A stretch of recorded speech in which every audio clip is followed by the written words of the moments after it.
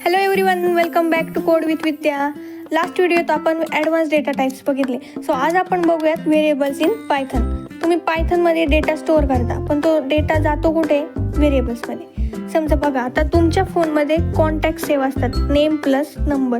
Suppose मी एक example देते. आपल्या फोनमध्ये आपण कॉन्टॅक्ट सेव्ह करतो. सपोज आई नावाने एक नंबर सेव्ह केला आपण. नेम इज इक्वल टू आई, नंबर इज इक्वल टू जो काय असेल तो. मग नेम काय झालं? लेबल. नंबर काय झाला? हा डेटा. तसंच सेम कन्सेप्ट पायथनमध्ये डेटा सेव्ह करायचा, पण कशात? व्हेरिएबल्समध्ये. व्हेरिएबल म्हणजे काय? एक नेम कंटेनर जो डेटा स्टोअर करतो. For example, name is equal to hello. Name हे स्ट्रिंग आहे जे आपण डबल कोट्समध्ये लिहितो, आणि age is equal to 20. Now we see why variables is important. व्हेरिएबलशिवाय कोडिंग म्हणजे मेमरीशिवाय brain, because everything depends on variable. Now we see the rules. Variable लिहायचे काही बेसिक रूल्स असतात, नाहीतर मग एरर येतो.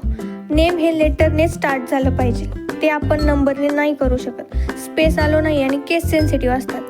पायथनमध्ये तुम्ही टाईप चेंज करू शकता सेम व्हेरिएबल्समध्ये, म्हणजे एका व्हेरिएबलमध्ये वेगवेगळा डेटा ठेवू शकता. For example, x is equal to 10, x is equal to hello. Same variable, फक्त काय? Data change. म्हणजेच first x is equal to number, second x is equal to text.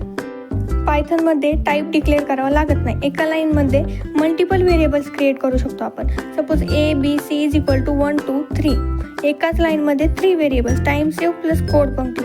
Variable समजले की कोडिंग समजायला अजून सोपं जातं. असे सिम्पल कोडिंग कन्सेप्ट समजून घ्यायचे असेल तर stay connect with code with Vidya. Thank you.